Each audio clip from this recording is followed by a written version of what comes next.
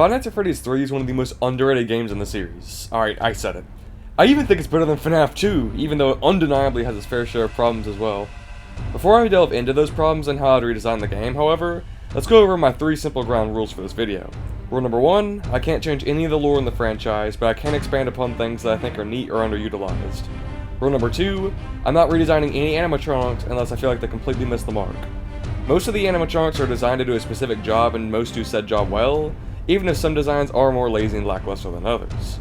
And rule number 3, I can't add whatever characters I want into whatever game I want unless they are blatantly shown to have been in that location.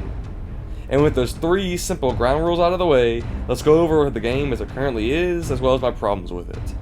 FNAF 3 takes place in Fazbear Frights, a horror attraction built centered on the mysteries of the Freddy's locations from 30 years ago. The people setting up the attraction have gotten their hands on several vintage items from the old locations like mascot heads, old paper pals, and even an animatronic sealed away for a long time, never meant to be found. The first night of the game is actually threat-free, as Springtrap is yet to be discovered. This allows the player to get more familiar with the game's mechanics, which I'll discuss now. On the right side of the room, the player has a security camera system that can even play audio lures, and on the left side of the room is a panel that allows the player to reboot technology that sometimes fails throughout the night. Unlike previous FNAF games, there are actually 2 different camera maps, one for the base layout of the building, and one for the ventilation systems. The player can see off one vent so that Springtrap can't get around the map as fast, and play audio lures on different cameras to try and lure him away from the office.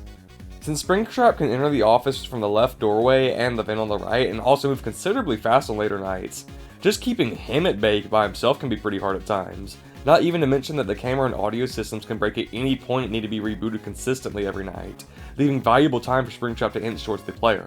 The other system that can break is the ventilation system, which will cause the player to black out and see Springtrap on multiple cameras. All of these failures are caused randomly, but can also be set off by another component, the Phantom animatronics. These guys can be found at various spots around the map, and while they can't kill the player directly, they can really disorient them, and even worse, take out the ventilation, audio, or camera systems. In total there are 6 Phantoms: Phantom Freddy, Chica, Foxy, Puppet, Balloon Boy, and Mangle. Each has their own behavior, which I'll delve into now.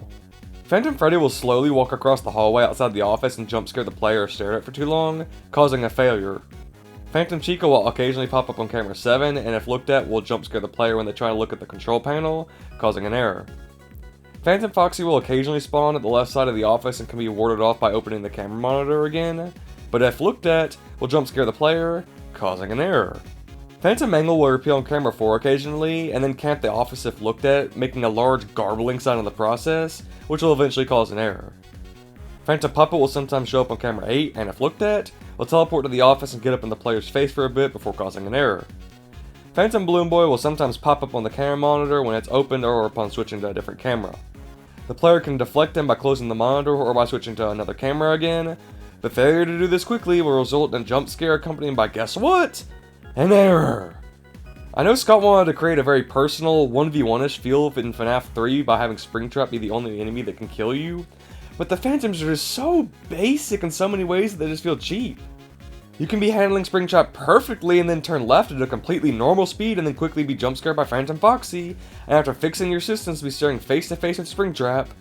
You get disoriented, sure, and I guess that's what the Phantoms are supposed to do, but it just comes across as more annoying than anything. The last bit of gameplay to talk about is the minigames. Between each night the player takes control of one of the original 4 animatronics, and on night 5 they witness the creation of Springtrap. There's also a hidden minigame on each night that can lead to the game's good ending, where the souls of the kids are freed. Other than that, that's more or less the gameplay of FNAF 3. There are some extra modes in the place of Custom Night this time around, but we'll talk about that later. For now, let's get to my redesign of Five Nights at Freddy's 3. For the first time in this series, I'm actually going to leave the map alone. Sure, it doesn't have details like a room for the people working in there to take breaks, but a lot of horror attractions keep that type of thing out of the way. I genuinely just think that the map for FNAF 3 is designed really well for what it's trying to do, both in a gameplay sense and also in a logical way. Moving on to changes, I want to talk about how I redesigned the Phantoms. For the longest time I thought that the Phantoms were apparitions caused by the souls of Afton's victims, and that burning the place down at the end freed them. However, what I didn't take into account was the absurd amount of FNAF books in existence. I'm not going to lie, I haven't read a single one of these and have absolutely no desire to, because forcing fans to buy and read a book to understand the lore of a game feels pretty cheap to me, and for what I've heard, most of these books aren't exactly great to begin with from a story sense. However, when I consulted my FNAF book-loving friends earlier, they told me that in a Fazbear Fright story that the phantoms are hallucinations caused by Springtrap to disorient his victims, and that the hallucinations can even be personal. If this description is canon, then it opens up a lot of plot holes, such as why didn't Afton use the phantoms in FNAF 6? But because I'm trying to do my hardest not to screw up the lore in these videos, I'll be using this explanation of the phantoms as my basis for redesigning them. This segment will get a bit messy, so I just ask that you listen to everything I have to say and bear with me.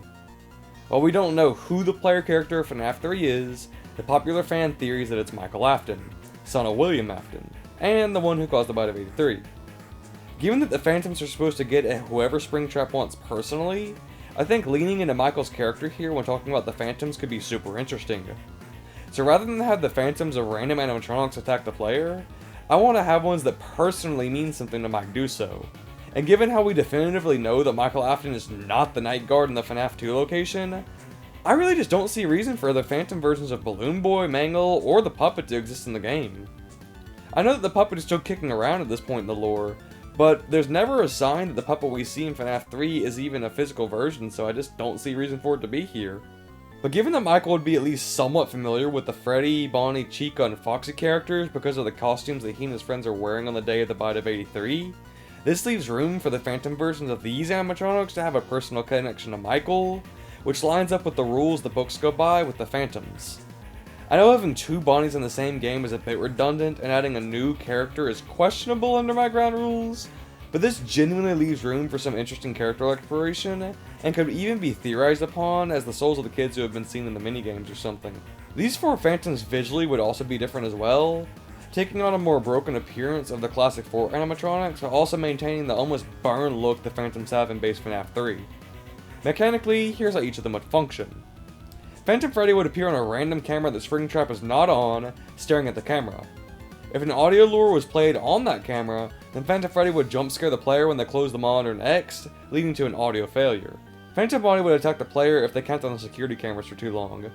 The time for how long the player could sit on the camera would gradually dwindle as the game went on, causing the player to panic more and more as if they can't immediately find Springtrap.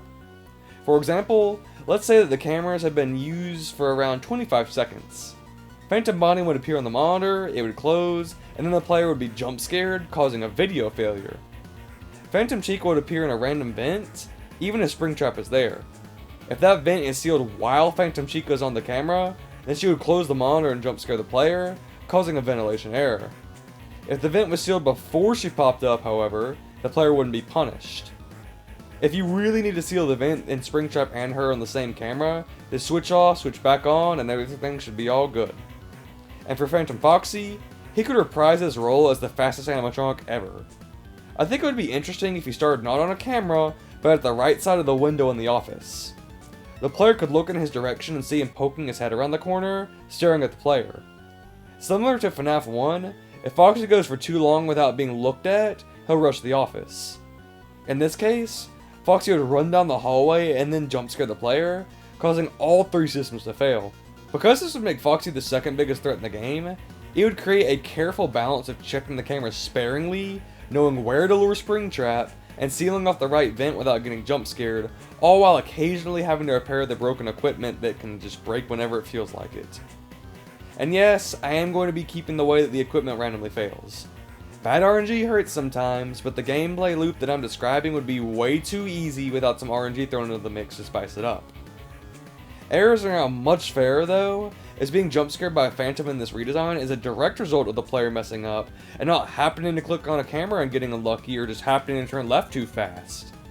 And while the phantom's jump scaring the player relatively consistently does take away from the fear factor some, I just really can't think of another way of disorienting the player while making it obvious where they messed up. And speaking of jump scares, Springtrap's jump scares would need a lot of work. Using my basic knowledge of Source Filmmaker, I've whipped up what his 2 altered jump scares could look like, which I'll show on screen right now. And speaking of Springtrap, I would have a few changes to make for how he works. Given how Springtrap is meant to be the most human of all enemies in the series, I think giving the illusion of him actually walking around on the cameras would be really neat. I know animating numerous walk cycles and importing so many renders into Click Team wouldn't work, but this exact type of thing has actually been pulled off before. Emil Mako, creator of the fighting game series Five Nights at Freddy's, successfully used minimal frames to show an animatronic running down the hallways in Five Nights at Candy's 2 by blurring the animatronic enough over the course of a few frames to give the illusion that the animatronic was running and the camera was just running at such a slow frame rate, and that's why it looked the way that it did. Springtrap could still hide some and stand still like he does in base FNAF 3, but I think having these blurry frames where he just walks around a certain spot before stopping would look really cool and be something that the franchise had never seen before.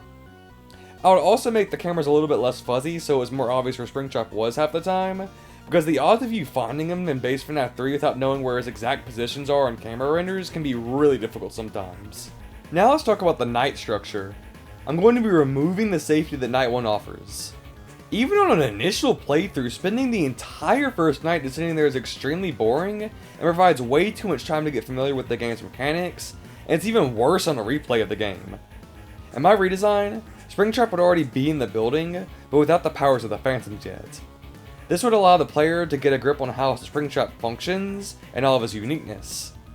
Springtrap wouldn't be super aggressive, making Night 1 relatively easy but not as brain dead as Night 1 in base FNAF 3. Night 2 could add in Phantom Freddy and Chica, teaching the player that they can't be super careless on the cameras.